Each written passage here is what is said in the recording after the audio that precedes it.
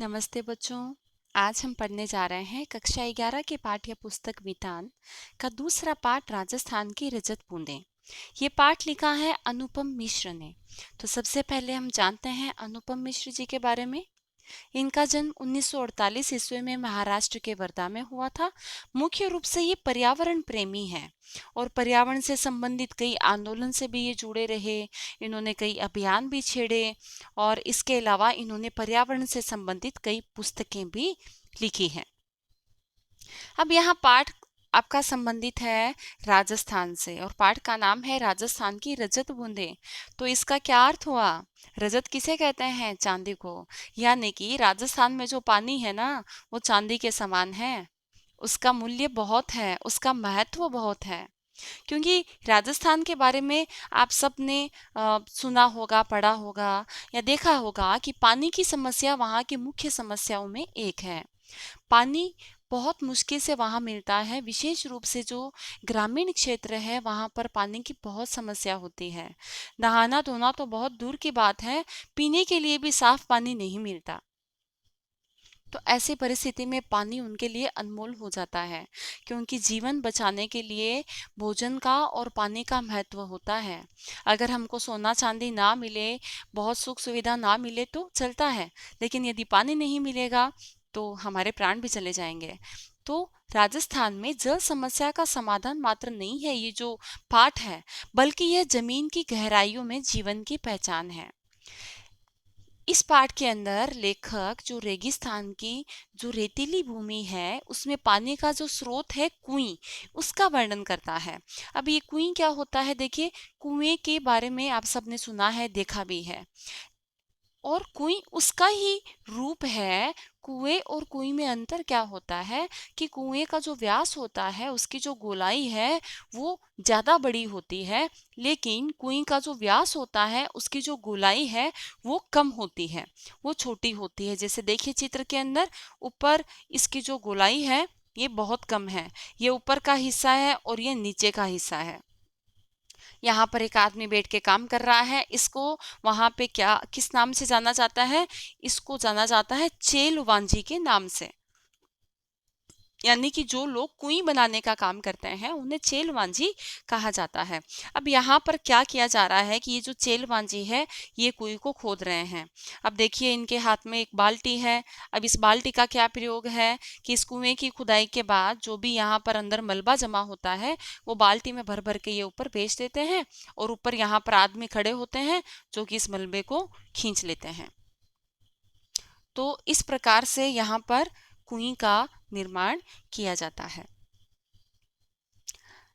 अब लेखक कहते हैं कि कुएं खोदने के लिए चेलवांजी काम कर रहे हैं और वो बसोली से खुदाई कर रहे हैं। इनका जो औजार होता है जिससे खुदाई करते हैं उसे बसोली कहते हैं। और देखिए खुदाई के दौरान अंदर भयंकर गर्मी होती है ना, तो गर्मी को दूर करने के लिए या चेलवांजी तक ऑक्सीजन हवा पहुंचाने के लिए लोग क्या करते हैं कि बाहर खड़े होकर मिट्टी को मुट्ठी के अंदर भर के जोर से अंदर की तरफ फेंकते हैं। उससे क्या होता है, ताजी हवा अंदर आती है और अंदर की जो गर्म हवा है वो बाहर निकलती है। और ये जो चेलवांजी होते हैं अपने सर के ऊपर तांबे और या फिर ये जिसे हम कहते हैं कांसे का एक हेलमेट टाइप में, देखिए सिर के ऊपर ये टोपे के जैसा कुछ पहनते हैं जिससे कि इनकी सुरक्षा हो सके। अपने सुरक्षा के हिसाब से ये अपने सिर के ऊपर पहनते हैं। अब ये जो चेलवांजी होते हैं ये प्रशिक्षित होते हैं और कुएं होती है वो, इसकी जो व्यास है वो छोटा होता है लेकिन गहराई कम नहीं होती। अब देखिए इसके अंदर पानी कैसे आता है। राजस्थान की जो मरुभूमि है, रेगिस्तान की भूमि है, उसके नीचे एक पट्टी होती है और इस पट्टी को कहा जाता है खड़िया पत्थर की पट्टी। अब रेगिस्तान में जो रेत के कण होते हैं ना वो बड़े होते हैं, थोड़े से बड़े तुलनात्मक अगर हम देखें तो उसके अंदर अगर बरसात का पानी जाता है तो वो पानी जाता जाता नीचे जाता है, लेकिन वो पाताल तक नहीं जा पाता क्योंकि जमीन के थोड़ी ही नीचाई के ऊपर वहां पर खड़िया पत्थर की पूरी पट्टी बिछी हुई है राजस्थान के कुछ क्षेत्र विशेष में। तो इससे क्या होता है कि ये पानी उस पट्टी तक रुक जाता है, उससे नीचे पाताल तक नहीं जा पाता।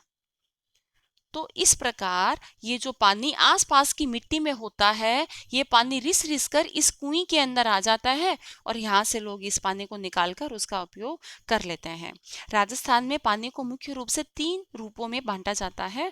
ध्यान से सुनिएगा, महत्वपूर्ण है। पहला प्रकार है पालर पानी, यानी सीधा बरसात से मिलने वाला पानी,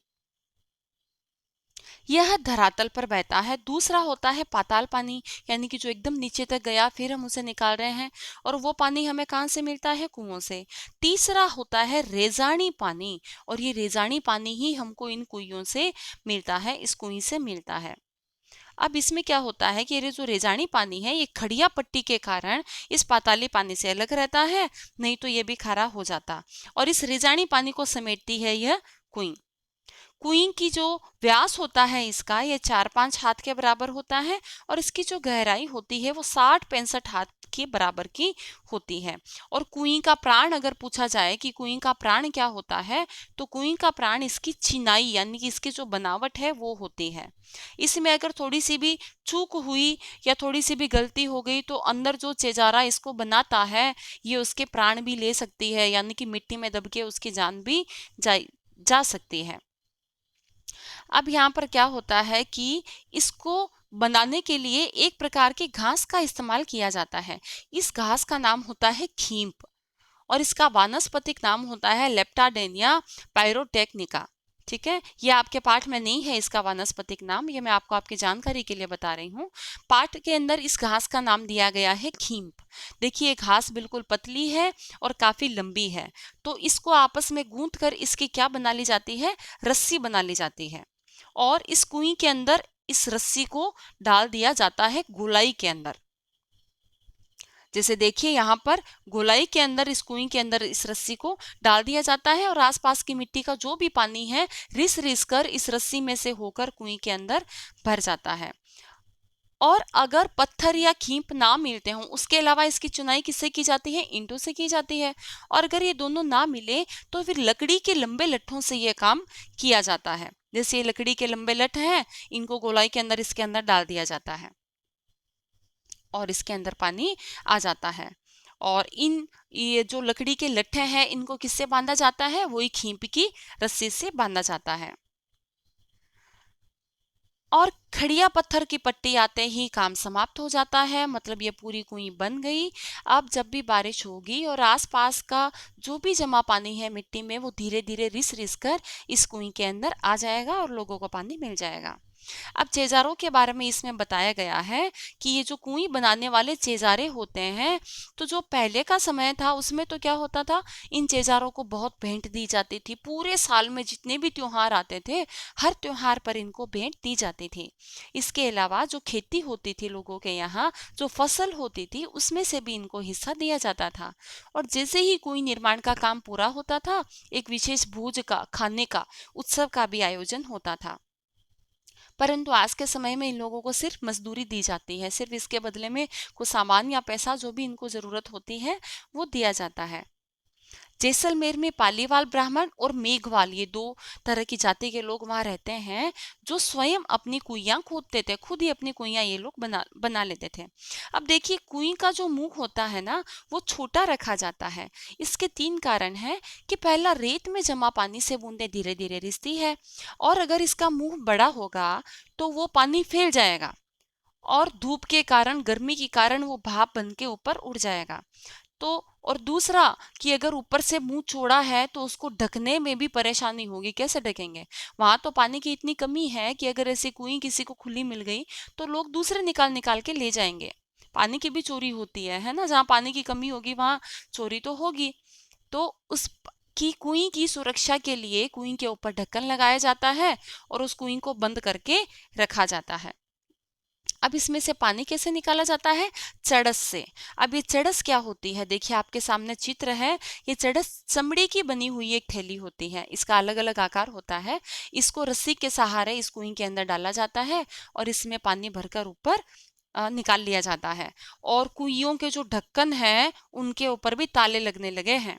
उन कुइयों पे ढक्कन बनने लगा है और उनके ऊपर क्या लगने लग गया है? ताला लग जाता है।